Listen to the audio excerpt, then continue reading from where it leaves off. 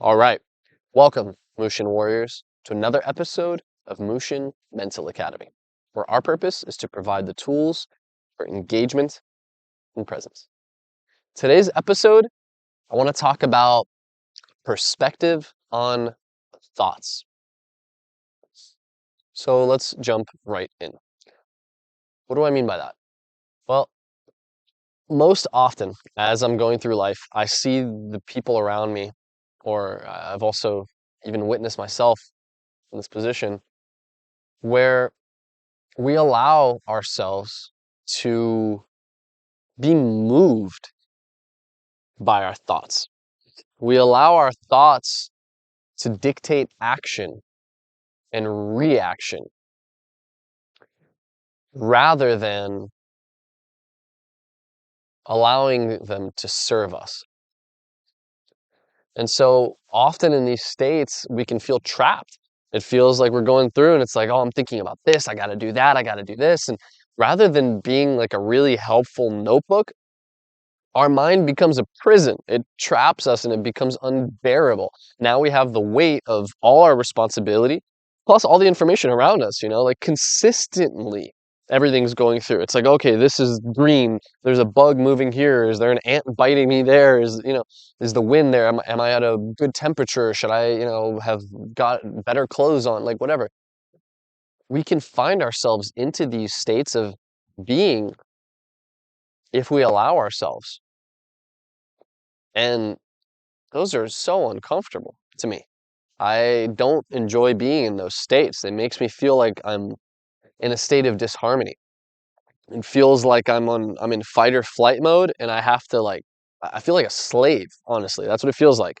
If I'm in that particular state, I feel like a slave. It's like there's, all these things coming through and I just have to do them. I just have to get them done and then I'm just like looking for peace. Like it's like the goal is like, okay, can this just be done so I can like rest? And I don't feel that that's how life should be. That doesn't serve me. I'm not better in that state. I'm not more effective at doing whatever I was doing. And actually, if anything, I'm way worse because now my thoughts are cloudy and muddy, ugh, and I don't have motivation. If I may offer a different perspective or a different way to view this, I see thoughts almost as a sixth sense. Same as hearing or seeing or touching or smelling. Because it's a process that continues to occur whether or not I do anything. If I just sit here, thoughts are going to come. They will be there. I don't have to go find thoughts. I don't have to go look for thoughts anywhere. They're here. They're everywhere, right? And it's the same thing with all of our other senses. I'm able to feel and touch these things because this is what happens when we interact with them in this way. And I feel that it's the exact same thing for thoughts. So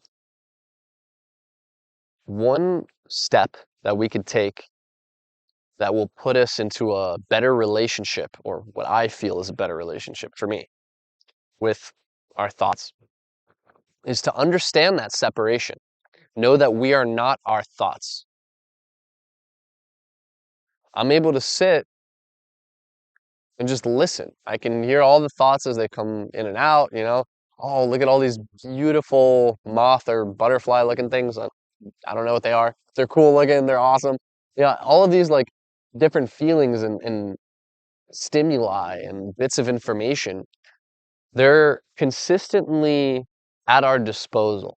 And by separating a little bit, we're able to see the patterns in them so we can notice what they're telling us a little bit better. It's easier to hear it when it shows up in a pattern.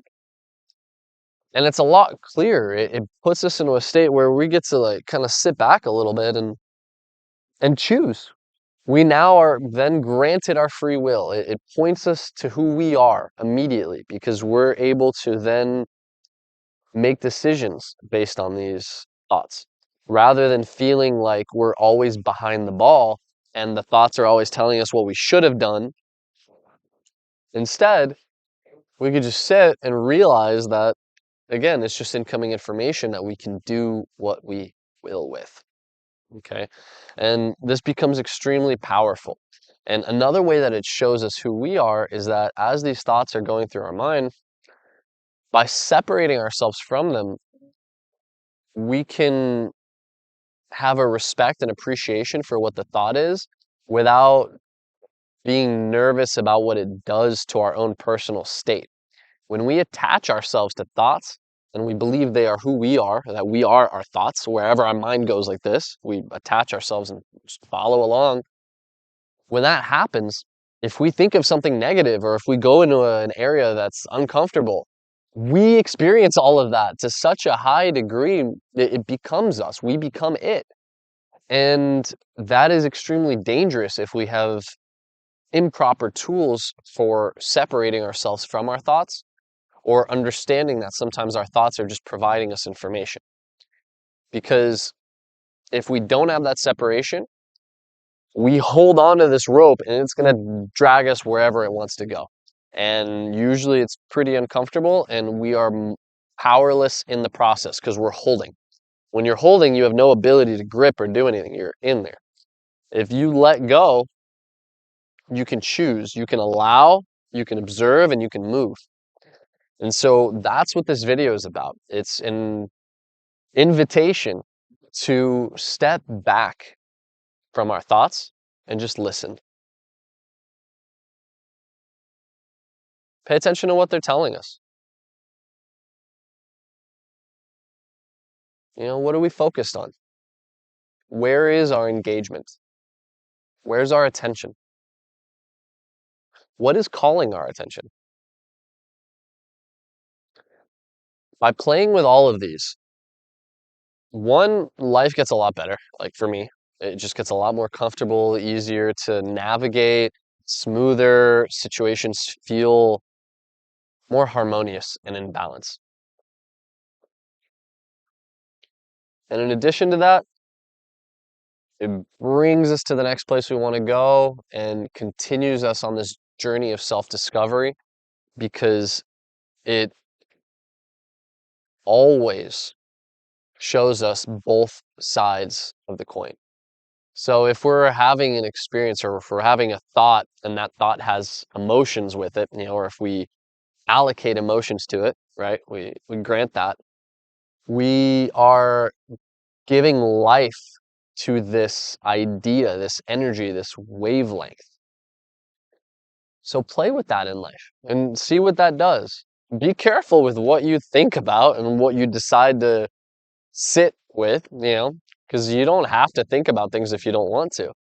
If they aren't in line with what you feel you should be doing, your mind is the most powerful and most amazing processor in the planet. You can easily navigate your way out of it if you truthfully feel that you should or you understand why. Your logic is like your most amazing tool for discovery and for just growth and even self-defense for understanding the self. So play with that a little bit. I know this video is going to take a lot of effort on, the viewers' end because there's a lot to unpack and it's really about integrating what it means for you, not about what I'm trying to say, because what I'm trying to say doesn't matter. It's about what it means for each individual and how this can be, you know, purposefully integrated into our lives. So I hope this brings you some value. I know that it does for me. I appreciate you as always. Be awesome, be beautiful, and be yourselves.